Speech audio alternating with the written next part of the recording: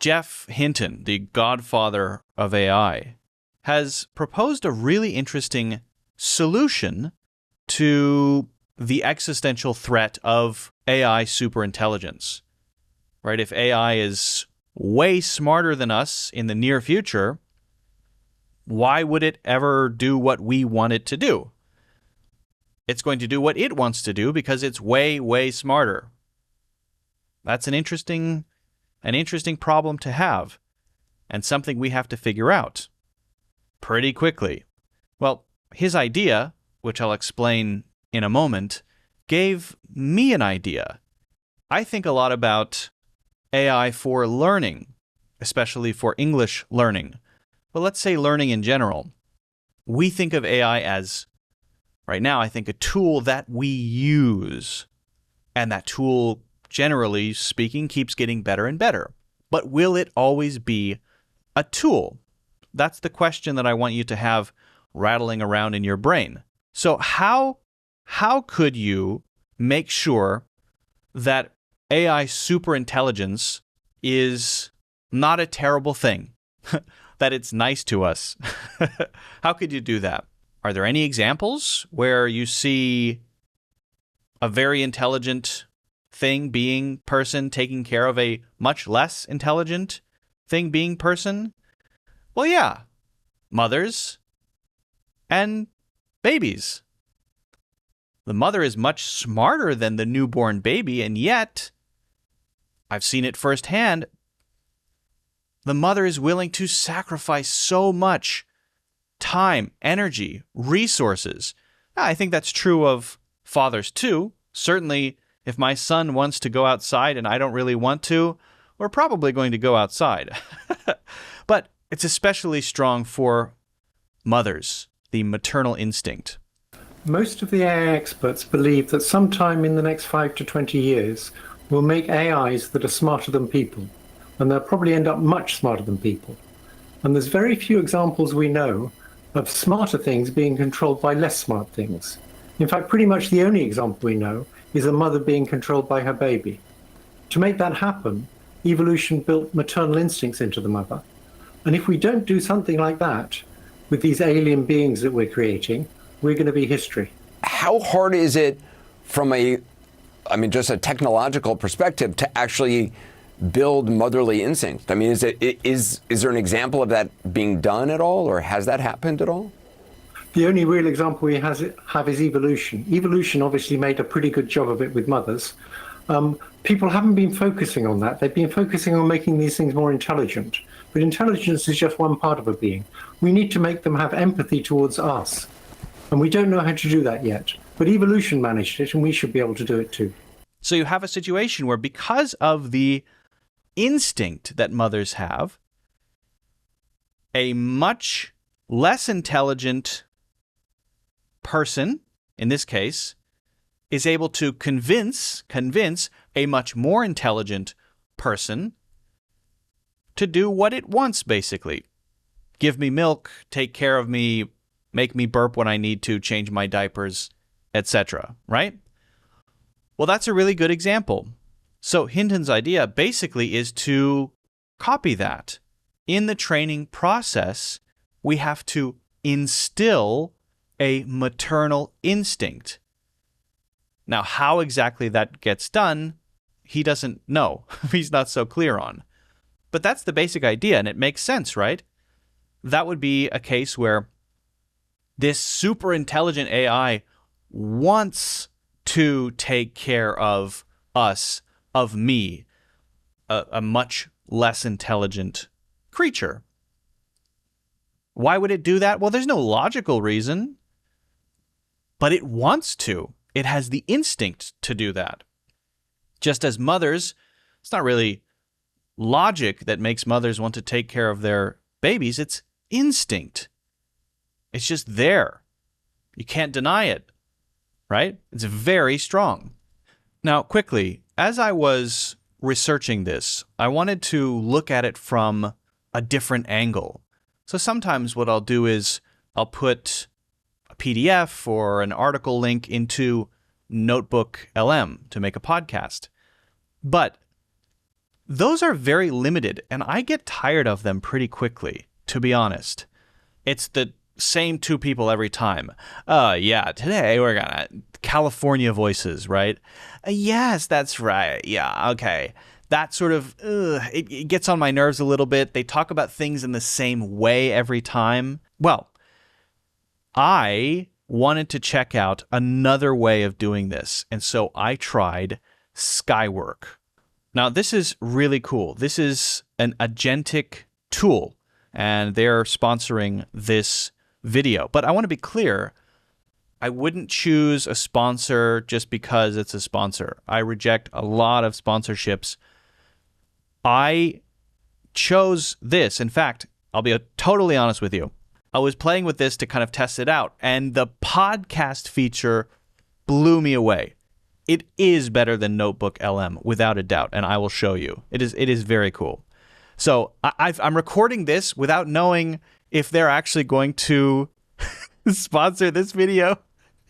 I'm assuming, right? I'm recording this assuming I'm going to send this video to them with this included and say, hey, I thought this fit really well for this video. Let me know what you think. All right. Anyway. So you have a request. This is the text of the article. It works for a while.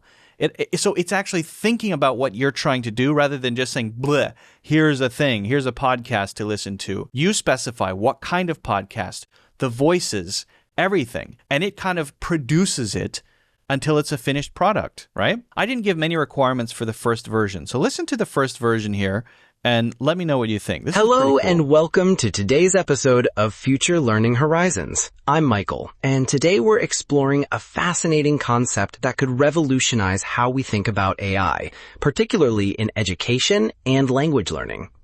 Hi everyone, I'm Sarah. I'm really excited about our topic today, Geoffrey Hinton's concept of motherly AI and how it might transform language learning. That's pretty good. I like the voices better. They're more clear, a little bit more articulate.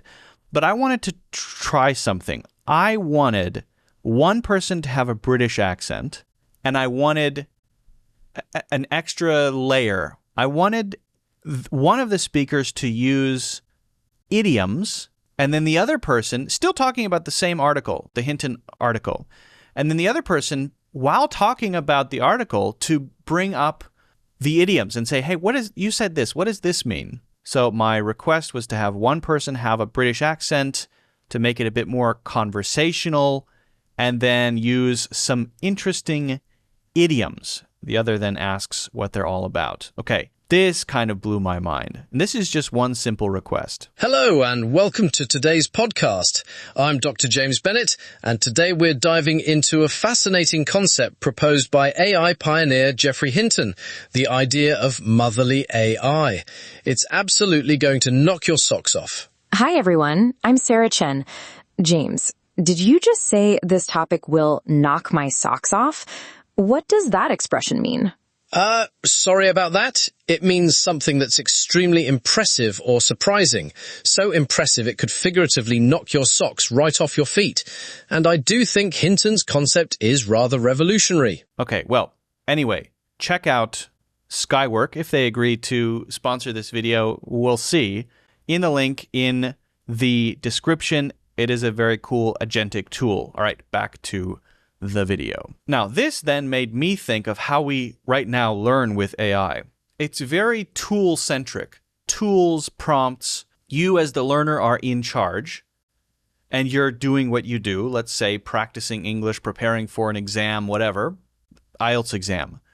You have the intention, the goal, and you then turn that intention and goal into specific instructions called prompts that you then use to have a back and forth conversation with an AI tool like ChatGPT or Gemini or Claude or Grok or whatever. You have an interaction, you practice, you do what you're going to do, and then when you say it's time to stop, you stop, and maybe next time you have to start over with a new chat, or maybe it remembers a little bit, but anyway, it's very transactional and very much like a tool. You're using it as a tool. Now, I think the future of learning is that the AI knows what your general goals are, and you have an AI kind of companion who, in every way possible, keeps you on track. Hey, that IELTS exam is coming up next week. We should probably do this, right? But is highly adaptable and knows not just what you're trying to do, but the best ways to do that. I noticed that we practiced this 3 times in a row, and you didn't really make much progress. And so we're going to try to do something different this time because I noticed that, right? And that can be for everything, every little thing, what motivates you, right? Hey, I noticed that if I wake you up, I call you on the phone, I don't know, I call you in the morning, then somehow that helps motivate you. We have a short call early in the morning to talk about what your priorities are for the day. And then after that, you seem to be better at actually following the plan. I don't know why it works, but for you, it just works. Okay, well, that's really cool. But if this is just a prompt, then you're still very much in charge. Hey, do this for me, right? Then it's still this very tool-like interaction. Hinton's idea about instincts made me think, yes, maybe what's not the most important thing is maybe the most important thing isn't just capabilities, isn't just continuing to advance in how smart the models are and how good the tools are, because then they're just still tools, which is great, but still tools, leaving you to shoulder the responsibility completely of your motivation. I have to be the one that gets the ball rolling. I have to be the one behind everything. But if the instinct is trained into the AI, the maternal instinct to take care of the baby, could we also, in the future, train something into an education companion that genuinely cares about your progress broadly, not on any specific thing, but those specific things help you move toward this broad thing, which is making you a better person, helping you to, reach your potential, right? And if that's kind of baked into your learning companion, your assistant, whatever you want to call it, your friend, I don't know what we're going to call it. It might not be as simple as an assistant. If that's baked in as a kind of real feeling, almost, a general goal that the AI has, I want to help you become who I think you could be based on, everything I know about you. Then I think interesting things could happen. Like, for example, you know what? Maybe we should think about this IELTS thing. You want to take the IELTS, but let's talk about it. No, I said I want to take the IELTS. You're my AI. Do what I say. Well, hold on. Let me just raise a question. Why is it that you want to take the IELTS test? Well, because if I do that, then I can do this, and then the next thing. Oh, I see. So your objective really is you want to study in another country, or you want to have this kind of life in another country. That's right. That's my main goal. And I see these 3 things as the way to get there. Well, hold on. Maybe that's not the best path. Maybe you need to still work on your language skills, and I'm happy to help you with that. But maybe before we really decide if this is the path for you, maybe we take a trip there. Take a short trip. Travel to this other country you want to go to. Experience the culture. Get the vibes. There are a lot of people who think they want to do something, and then once they actually do that, they've taken so many steps that they've committed a lot of resources and time that even if they don't really like where they end up, they feel like, well, I kind of have to, right? Because I've spent so much money and so much time doing this. Let's travel there first. Hey, that's a good idea, right? So this is something that maybe you never would have thought of, and it might change the direction of might change your plans. It might change the direction of your life in a positive way. Now, this could also go very wrong, of course. But I just think it's really interesting to think about AI that is really focused on and actually cares about bigger picture things, right? The maternal instinct is not a specific set of tasks, but because the maternal instinct is there, the mother does a specific set of tasks because the maternal instinct is there. In the same way, if my AI companion really understands me and really understands what I'm trying to do with my life in general, broadly, the kind of life I want to have, maybe I don't know the best path. I don't know the best ways to get there. I don't know the best ways to practice. Maybe I don't have it all figured out. And then the AI becomes, because it has the bigger picture in mind, a more helpful, real companion that, yes, may help me specifically work on my English fluency today, and yes, may help me prepare for the IELTS, but may do other things too. Off-the-wall things, stuff I never would have thought of. Again, the idea of, hey, you know what? Let's think about this. Now, the downside, the risks of this, of course, are if we give up all control to AI, then we become basically passive in life, and that's a danger. So I would want to find the place where I still have control over my life and what I want, but I'm open-minded enough to know that I might not know the specific set of steps to get the thing that I want, and sometimes my motivation is not there and I need some help with that, and my way of doing things, practicing whatever, might not be the most optimized way of doing that. So I'm open-minded, and I want to hear from my AI learning companion. I want crazy ideas that I never would have thought of based on doing research overnight while I was asleep. That's cool. That would be extremely useful.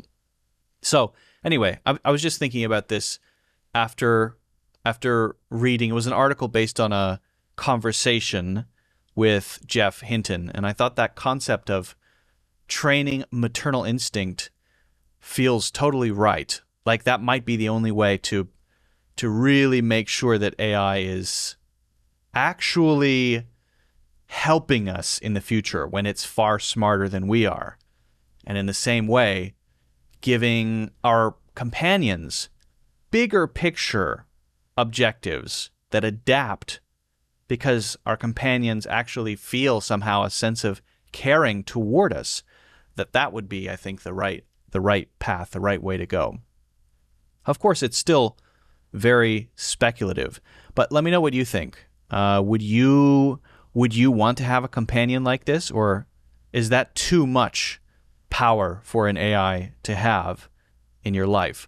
I definitely see the downsides too, but I think the upsides are, if it actually works like that, potentially pretty good. But yes, let me know what you think. If you haven't done so, check out the 90-day program in the links in the description. That's the best way to improve your English in 90 days. Over 50 hours of lessons from me. Help from me on WhatsApp. Get your assignments checked. Yes, you're actually working on assignments. Checked by custom AIs that know the assignments and can give really specific, accurate feedback.